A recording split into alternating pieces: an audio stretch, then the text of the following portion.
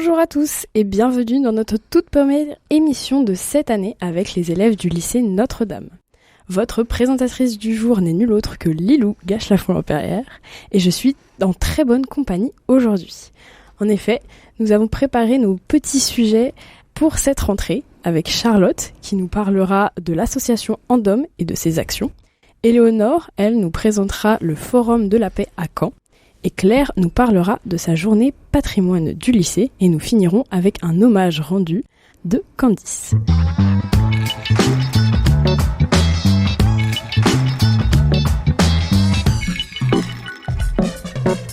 Charlotte, c'est à toi.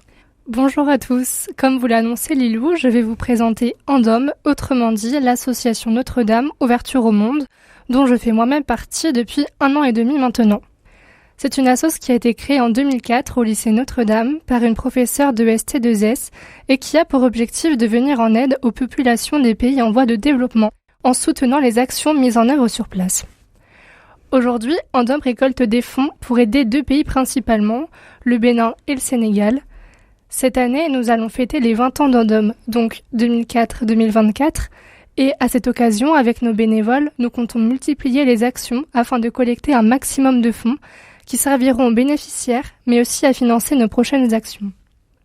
L'an passé, nous avons organisé une soirée ciné en plein air au lycée qui avait super bien marché, événement que nous avons recommencé le 28 septembre avec vente de gâteaux, pop-corn et boissons qui nous a permis de récolter 97 entrées et plus de 300 € de gains.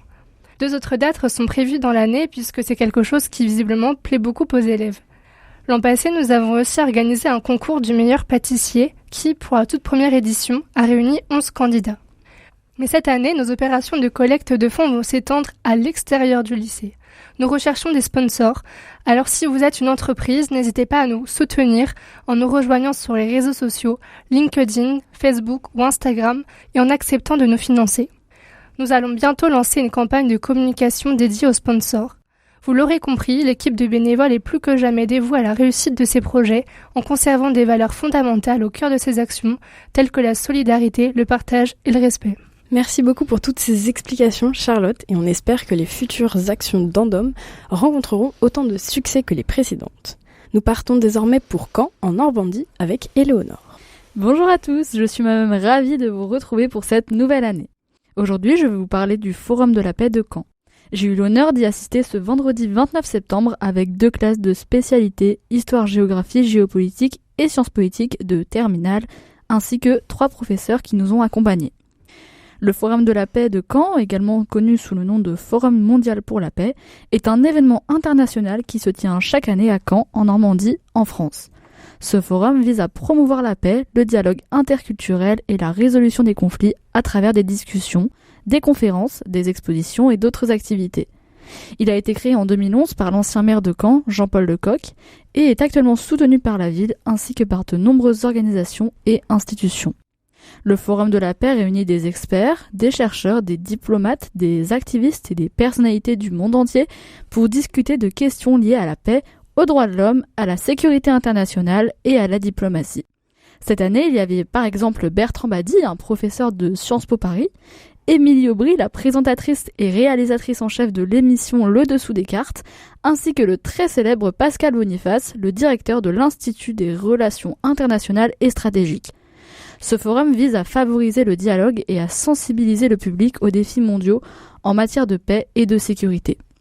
Cette année, nous avons eu l'honneur d'assister à de nombreuses conférences, notamment sur l'état de la paix dans le monde et de la complexité des conflits, puis un débat sur la Chine de Xi Jinping avec les tensions liées à Taïwan, et enfin notion de résistance historique mais aussi actuelle, avec les mouvements liés à l'émancipation des femmes notamment. D'autres ont eu la chance d'assister à des conférences sur l'Irak, des ateliers journalisme, ainsi que la rencontre avec un reporter de guerre de l'Ukraine. Malheureusement, ce n'est pas possible de tout faire. En bref, une sortie organisée depuis plusieurs années maintenant et qui semble toujours être une réussite puisqu'elle plaît autant bien aux professeurs qu'aux élèves. Effectivement, ça semblait être une belle journée, fort sympathique et riche en expérience. Merci Éléonore.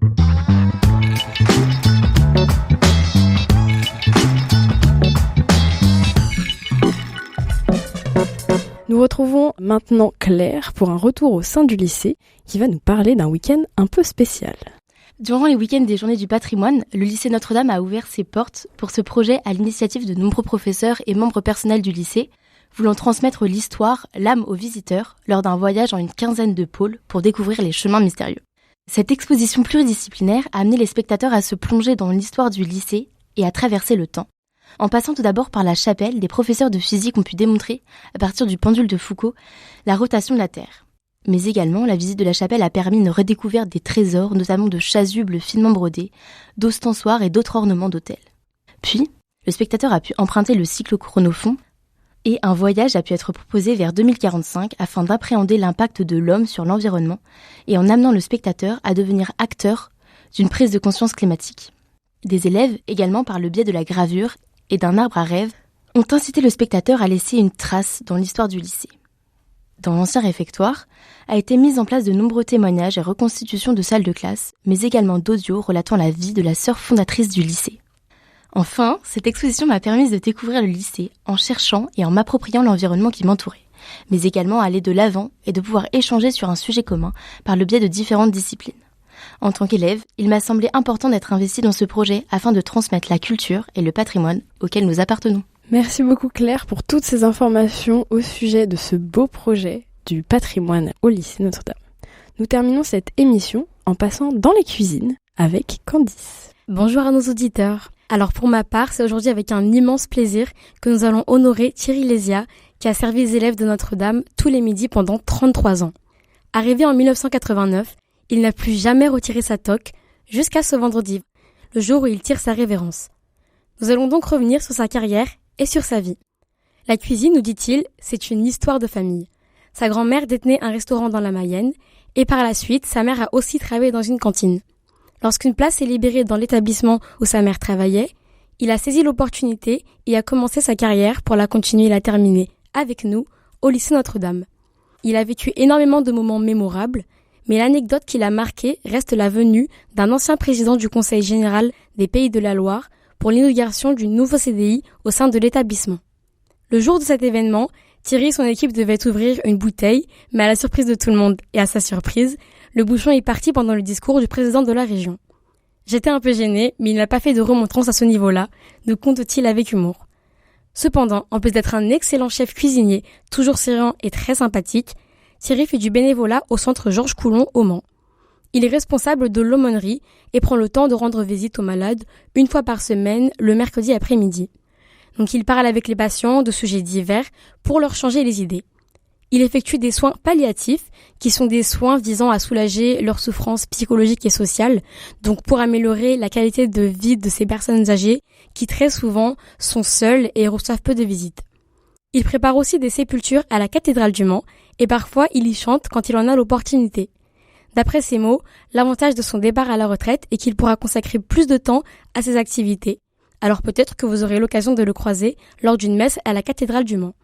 Ayant passé une grande partie de sa vie au lycée Notre-Dame, l'ex-chef cuisinier nous a confié que le meilleur moment de sa journée était de servir les élèves qu'il qualifie de formidables, polis ou encore sympas. Il a toujours pris plaisir à préparer de bons plats pour tous les élèves. Certains viennent de loin et doivent se lever tôt, alors il pense que bien manger est indispensable pour tenir une journée. Je remercie beaucoup les élèves de Notre-Dame. Si je restais jeune de caractère, c'est grâce à eux, raconte-t-il au micro de nos reporters avec un pincement au cœur. Ce lycée, pour lui, c'était comme une partie de sa famille. Il y a vu des élèves y devenir des professeurs. C'est comme une deuxième maison, et c'est ce qui va lui manquer le plus. Mais lui aussi va nous manquer. Tous les élèves du lycée souhaitent une bonne continuation à Thierry. Oui, on lui souhaite une très belle retraite. Et c'est vrai qu'il va nous manquer tous les midis au self. Je remercie Charlotte, Éléonore, Claire et Candice pour cette émission, mais c'est déjà terminé. Alors, on vous dit à la prochaine, et en attendant, prenez bien soin de vous.